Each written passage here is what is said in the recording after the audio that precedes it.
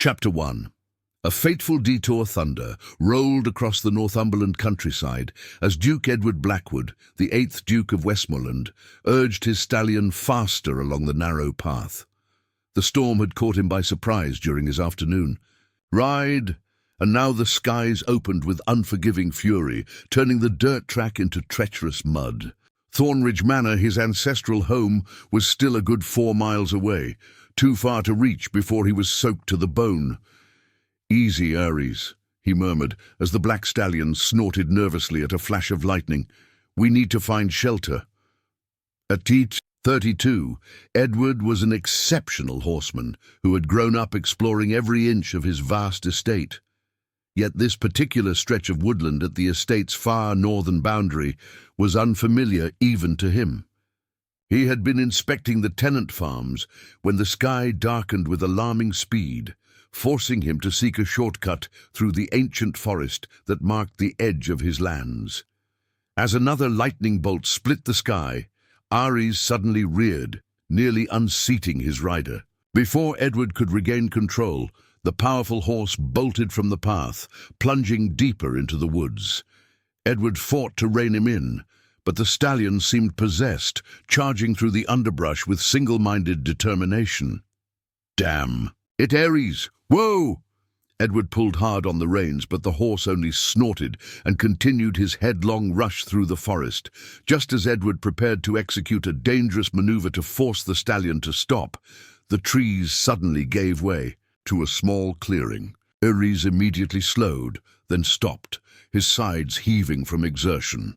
Edward ran a gloved hand along the animal's neck, soothing him while taking in their surroundings.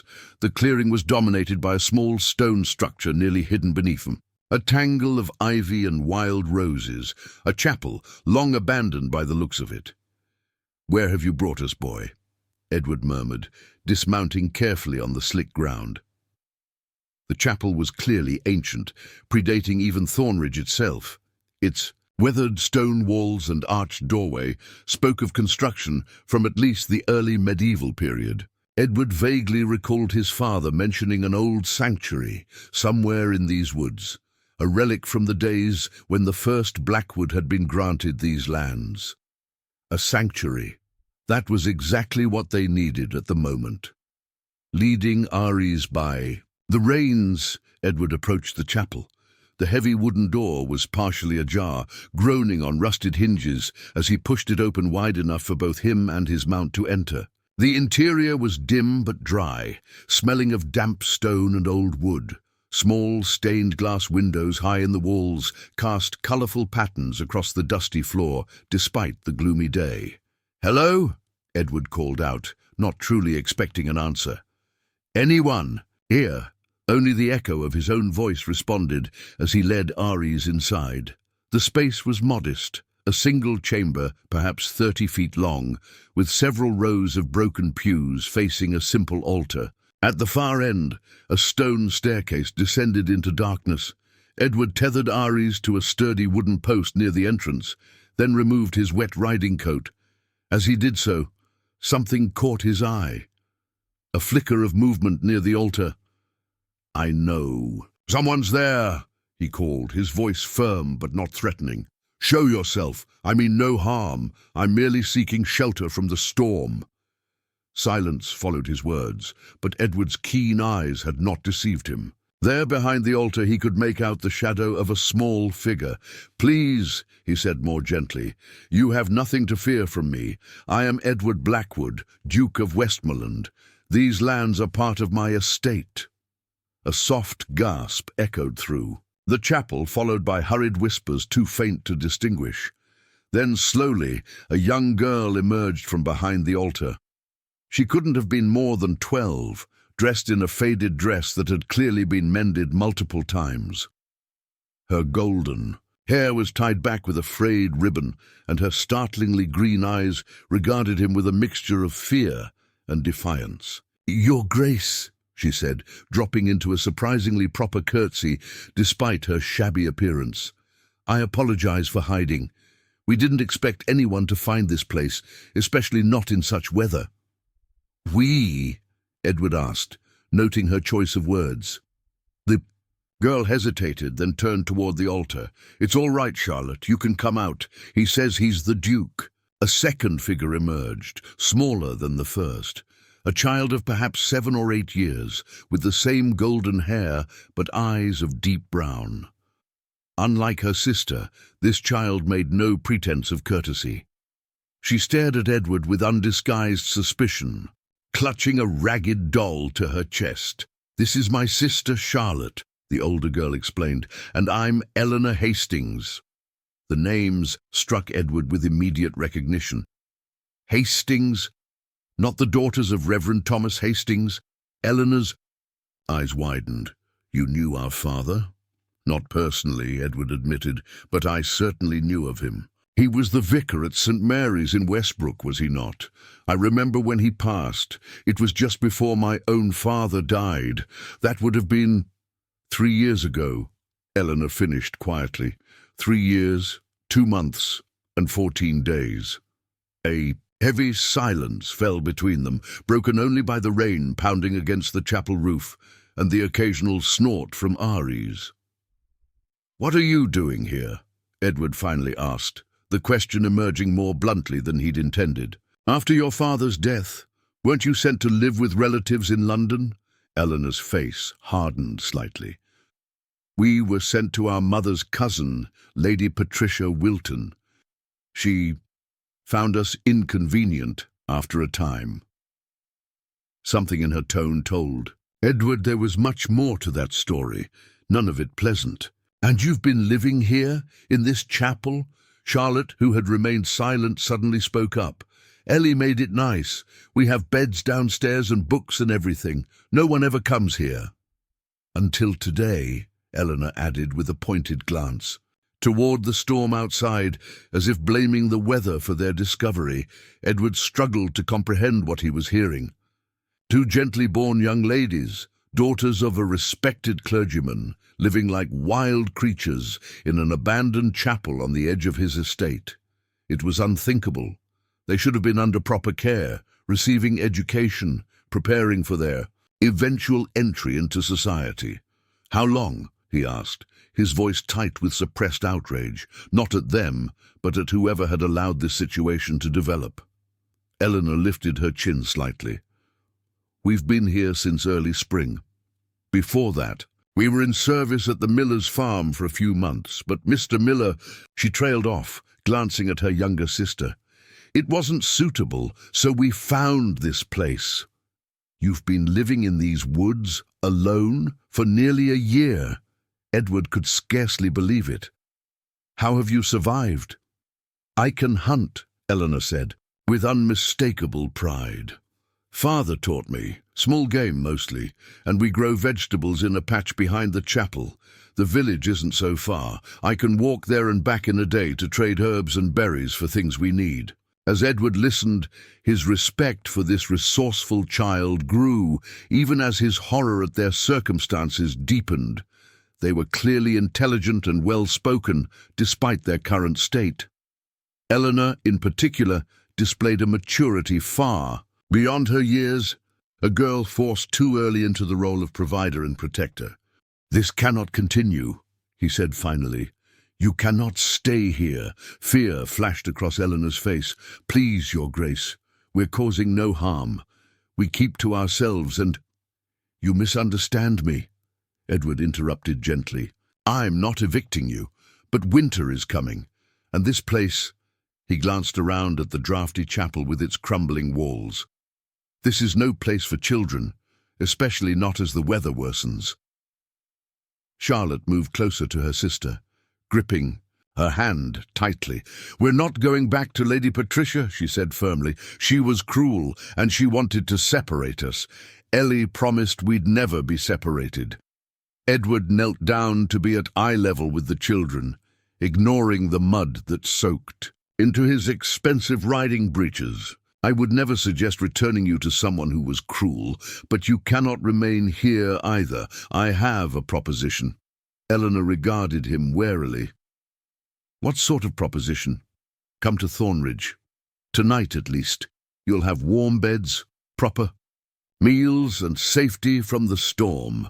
After that, we can decide what's best for your future." "Why would you help us?" Eleanor asked, the suspicion clear in her voice. "You don't even know us." It was a fair question. Edward had a reputation as a stern and private man who rarely involved himself in matters beyond the running of his estates, and his occasional required appearances in London. The unexpected death of his father had thrust the dukedom upon him at 28, and the subsequent discovery of the estate's precarious financial situation had consumed his attention since. But seeing these children, brave, resourceful, and utterly alone, stirred something long dormant within him. Perhaps it was the memory of his own childhood, privileged but lonely after his mother's death, or perhaps it was simply basic human decency. "Because it's the right thing to do," he answered simply, "and because I am responsible for all who dwell on my lands, whether I knew of them until today or not." A tremendous crash of thunder punctuated his words, causing Charlotte to jump and even the stoic Eleanor to flinch. As if to emphasize the urgency of his offer, a new leak sprung in the chapel roof, sending a steady stream of water splashing onto the stone floor. "We can bring your belongings," Edward added, seeing their continued hesitation. "Whatever you wish to take. My horse is strong enough to carry us all back to Thornridge." Eleanor and Charlotte exchanged a long look, seeming to communicate silently in the way that close siblings often can. Finally, Eleanor turned back to Edward.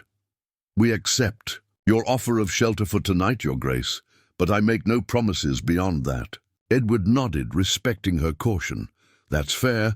Now gather what you need quickly. The storm shows no sign of abating, and I'd prefer to reach Thornridge before full dark."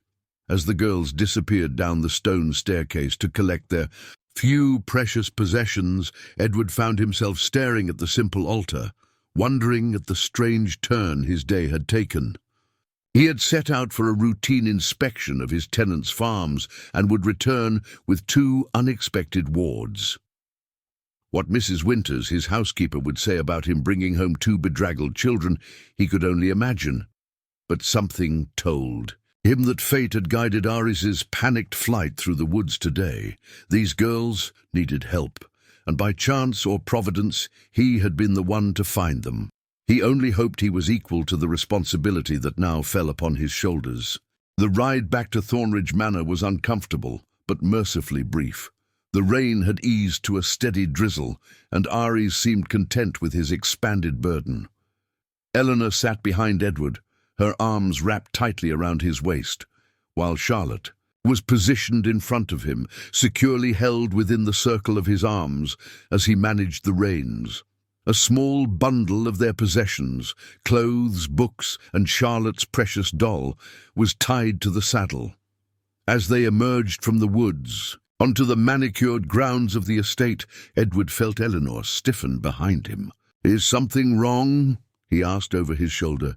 "It's so grand," she replied, her voice barely audible above the horse's hoofbeats.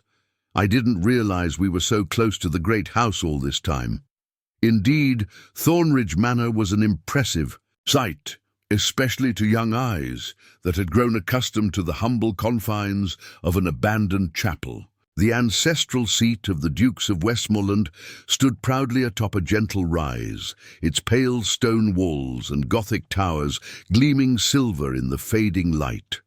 Extensive gardens, formal in design near the house, but dissolving into naturalistic landscape further out, surrounded the structure, while ancient oak trees lined the long approach. "It's been in my family for 11 generations, Edward explained, not without pride, though I must admit it's rather too large for just one person and a staff of servants." "You live all alone?" Charlotte asked, twisting to look up at him with curious eyes. "I do. I've never married, and my younger brother is currently in diplomatic service in Vienna." "Don't you get lonely?" the child persisted, displaying the direct curiosity only children can get away with. Edward hesitated before answering. "I suppose I do sometimes, but I keep very busy with estate matters." Eleanor made a small, skeptical sound behind him, but said nothing. Edward found himself strangely bothered by her silent judgment, though he couldn't have explained why the opinion of a 12-year-old girl should matter to him. As they approached the main entrance, a flurry of activity erupted. A stable boy rushed forward to take Aries' reins, while the butler, Thompson, appeared at the door, clearly alarmed to see his master returning with two bedraggled children. "Your Grace, we were growing concerned about your delay," Thompson said, his eyes widening as he took in the scene. "Shall I inform Mrs. Winters that we have guests?" "Please do, Thompson, and have hot baths prepared in the blue and rose guest rooms. Our young visitors will be staying the night at least." Edward dismounted smoothly, then reached up to help Charlotte down. Eleanor slid from the horse without assistance, standing awkwardly on the gravel drive with her muddied boots and damp, faded dress. Despite her dishevelment, she held herself with remarkable dignity, her green eyes taking in the grand facade of Thornridge with careful assessment. "This way, if you please." Edward gestured toward the entrance, where Thompson stood at rigid attention, masterfully concealing any surprise he might feel at the unusual situation. The girls followed Edward into the soaring entrance hall. Its marble floors and sweeping staircase, a stark contrast to the humble chapel they had called home. Charlotte gasped audibly, while Eleanor's eyes widened, despite her evident attempt to appear unimpressed. Before Edward could offer any explanation, Mrs. Winters appeared, a formidable woman in her 50s whose efficient management of Thornridge's household was legendary in the county. "Your Grace," she began, then stopped short at the sight of the girls. To her credit, she recovered quickly. "I see we have young visitors. The blue and rose rooms are being prepared as we speak." "Thank you, Mrs. Winters. May I present Miss Eleanor and Miss Charlotte Hastings? They will be our guests for the time being." Edward turned to the girls. "Mrs. Winters is our housekeeper. She keeps everything and everyone at Thornridge in proper order." Eleanor curtsied politely. "How do you do, Mrs. Winters?" Charlotte, seemingly overwhelmed by the grandeur surrounding her, merely stared until her sister nudged her gently. "Oh, how do you do?" she belatedly echoed. Mrs. Winters's stern countenance softened slightly. "You poor dears look half-drowned." "Jenny," she called, and a young maid appeared almost instantly. "Please take Miss Eleanor and Miss Charlotte upstairs for their baths. I'll send up some suitable clothing and have a light meal prepared for them." "That's very kind, but we don't wish to impose," Eleanor began. "Nonsense!" Mrs. Winters cut in with gentle authority. "It's no imposition to care for children in need. Now go along with Jenny, and I'll be up shortly to see that everything is satisfactory." As the girls followed the maid up the grand staircase, Mrs. Winters turned to Edward with a questioning look. He led her into the nearby morning room, closing the door for privacy. "I found them living in the old St. Cuthbert's chapel at the north edge of the estate," he explained without preamble. "They're the orphaned daughters of Reverend Hastings, who served at St. Mary's in Westbrook." "Reverend Hastings! I remember him, a good man. Died of the fever some years back, didn't he?" Mrs. Winters's practical mind was already working through the implications. But what were his daughters doing in that old ruin? Surely they had family. They were sent to a relative in London after his death, but apparently the situation was untenable. Edward's jaw tightened as he recalled Eleanor's careful avoidance of details. "They've been living wild for nearly a year, from what I gather. The older girl has been hunting and foraging to keep them alive." Mrs. Winters clicked her tongue in dismay. "Good heavens! Well, they're here now and we'll set things right." She paused, studying Edward's face. "What do you intend to do with them, Your Grace? They can't stay indefinitely without raising questions." It was the same question Edward had been asking himself during the ride back. As a bachelor and a duke, taking in two young girls without family connections to him would inevitably spark gossip, particularly in London society. Yet he could not in good conscience send them away without ensuring their future security. "I'm not certain yet," he admitted. "For now, they need rest, proper food, and time to feel safe. Tomorrow, I'll send inquiries to learn more about their situation. There must be some appropriate relative who can take them in." Mrs. Winters nodded, but her expression suggested she had her doubts. "Very well, Your Grace. I'll see to their immediate needs." She hesitated, then added, "They seem like well-brought-up girls, despite their circumstances, especially the elder one. She has a look of her mother about her." Edward raised an eyebrow. "You knew their mother?" "Indeed I did. Emily Hastings was born Emily Lancaster, daughter of Sir William Lancaster of Briarwood, a gentle soul with the same golden hair as her daughters. She used to visit the previous Duchess for musical evenings before her marriage. Died in childbirth with a third child, if I recall correctly, some years before the Reverend passed." This information gave Edward pause. If the girls had connections to the local gentry through their mother, why had they ended up with a distant relative in London rather than with their maternal grandparents? "Sir William and his wife have both passed on," Mrs. Winters said, seemingly reading his thoughts. "Briarwood went to a cousin, I believe. But there might be other Lancaster relations. In the county, I'll make discreet inquiries." "Thank you, Mrs. Winters. As always, your knowledge proves invaluable." After the housekeeper departed to oversee the girls' care, Edward retired to his study, his mind troubled. What had begun as a simple ride across his lands had uncovered a mystery he now felt compelled to solve.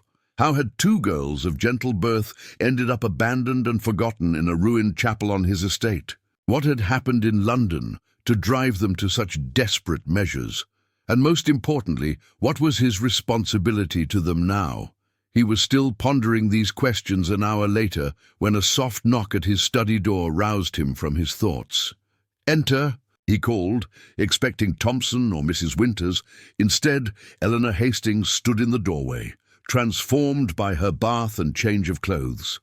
She wore a simple blue dress that must have been found in the manor's stores, perhaps left behind by a visitor or maybe even a relic of Edward's own mother's youth, altered quickly by one of the maids. Her golden hair was neatly brushed and tied back with a ribbon, and her face, scrubbed clean, revealed a dusting of freckles across her nose.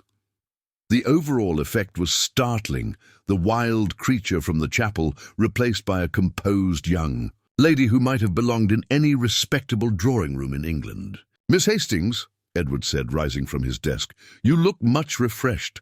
I trust you found everything to your satisfaction." "Yes, thank you, Your Grace." She remained in the doorway, seemingly unsure whether to enter. "Everyone has been very kind. Charlotte is already asleep. The excitement of the day proved too much for her." "And yet you are still awake," Edward observed. "Is something troubling you?" Eleanor hesitated, then stepped into the study, her hands clasped before her. "I wanted to thank you properly for your kindness today, and to ask what happens next." With the directness of her question, devoid of childish evasion, reminded Edward again that this girl had been forced to grow up too quickly, shouldering responsibilities no child should bear. "Please sit," he gestured to a chair opposite his desk. When she had settled herself with perfect posture that spoke of early training in deportment, he continued, "In truth, I'm not entirely sure what happens next. That depends partly on what you and your sister want, and partly on what options are available to us." "What we want is to stay together," Eleanor said firmly. "That's all that truly matters to me, keeping Charlotte safe and with me." "A commendable priority," Edward acknowledged. "May I ask what happened in London? You mentioned a Lady Patricia." "Wilton," Eleanor's expression closed slightly, "our mother's cousin. She agreed to take us in after father died, but it became clear that her charity was conditional." "Conditional how?" Edward pressed gently. "She has 5 daughters of her own, all needing dowries and seasons in London. 2 more girls were a financial burden she resented more with each passing month." Eleanor's voice remained steady, but her hands tightened in her lap. When Charlotte became ill last winter, requiring a doctor and medicine, Lady Patricia suggested it might be best if we were placed in separate homes, Charlotte as a companion to an elderly relative in Bath, and I as a governess to a family in Yorkshire. At 11 years old, that's absurd. I was to be a mother's helper until I was old enough for a proper position, Eleanor explained. The truth was, we had become inconvenient, and Lady Patricia saw an opportunity to be rid of us while appearing charitable to her acquaintances. The calm way she recounted this callous treatment broke Edward's heart, even as it stirred his admiration for her resilience. "So you ran away," he concluded. Eleanor nodded. "We slipped out one night with what little we could carry. I had saved some money from the small allowance Lady Patricia provided, enough for coach fare back to Westbrook. I thought perhaps someone from Father's parish might help us, but when we arrived, there was a new vicar who didn't know us, and many of the families we had known had moved away." "And the Millers? You mentioned working on their farm?" A shadow crossed Eleanor's face. "Mr. Miller needed help after his wife fell ill. He offered us a place to sleep in the barn and meals in exchange for work. It was not ideal, but we had no better options. Until—" She trailed off, her gaze dropping to her hands. "Until what, Miss Hastings?" Edward prompted gently. "Until Mr. Miller began to pay too much attention to me." The words were barely audible. "Nothing happened," she added quickly, seeing Edward's expression darken. "But I knew we couldn't stay. That's when we found the chapel. It seemed like a sign, a sanctuary on church ground, with the crypt below providing shelter from the elements." Edward fought to control his anger at the thought of a grown man making improper advances toward a child. Had he known this during his tenancy inspections, Miller would have found himself evicted immediately. That would be addressed later, he decided. For now, the welfare of these girls was his priority. "You've shown remarkable courage and resourcefulness, Miss Hastings. Few adults would have managed as well in your circumstances, let alone a child. Caring for a younger sibling." Eleanor lifted her chin slightly. "I'm not a child, Your Grace, not anymore." The simple statement, delivered without self-pity but as a mere statement of fact, struck Edward deeply. She was right in a way. Circumstances had robbed her of a normal childhood, forcing her to become protector, provider, and parent to her sister. "Nevertheless," he said after a moment, "you deserve the chance to be one again, or at least to be a young lady with appropriate care and opportunities. Both you and Charlotte." "What are you suggesting?" Her green eyes studied him. Cautiously, "I propose that you both remain at Thornridge while I make inquiries about suitable arrangements for your future. This may take some time, but you'll have shelter, education, and security while we determine the best course of action. And if no suitable arrangements can be found—" Eleanor's practical mind went straight to the potential problem. Edward hadn't planned to offer more, but looking at the brave, wary face before him, he found himself saying, "Then you will remain under my protection until you come of age. I can arrange for proper governesses, tutors, whatever is needed. When the time comes, you'll be presented to society with all the advantages your birth entitles you to." Eleanor's eyes widened. "You would do that for strangers?" "You are not strangers," Edward replied. "You are the daughters of a respected clergyman who served the community where my family has held responsibility for generations. In a way, we failed you when your father died. I'm merely offering to correct that oversight." She studied him for a long moment, as if trying to detect any hidden motives behind his offer. "I cannot accept immediately," she finally said. "I must discuss it with Charlotte when she wakes. We decide things together." Edward smiled, impressed by her maturity and loyalty. Of course, take all the time you need. You're safe here, regardless of your decision. Eleanor rose and curtsied gracefully. Thank you, Your Grace, for everything. As she turned to leave, Edward was struck by a sudden thought. Miss Hastings, there's one more thing. The chapel where you were staying, did you ever notice anything unusual there? She paused at the door. Unusual how? Strange sounds, perhaps, or a feeling of being watched. A guarded look came over her face. Why do you ask? Merely curious. The chapel has a curious history, according to local legends. Eleanor hesitated, then said quietly, Sometimes at night we heard singing, very faint, like a choir in the distance. And once, during a storm like today's, Charlotte swore she saw a lady in white standing by the altar, but she was gone when I looked. She shrugged slightly. Old buildings make noises, and children have vivid imaginations, especially when they're frightened. Of course, Edward agreed, though something in her description sent a chill down his spine. Thank you for satisfying my curiosity. Sleep well, Miss Hastings. After she had gone, Edward sat for a long time staring at the fire in his study grate. The old chapel had featured in local legends for generations, stories of a tragic love affair between a Blackwood ancestor and a village girl who had taken sanctuary there. According to the tale, she had died waiting for him to return from war, and her ghost was said to appear during storms, still watching for her lover's return.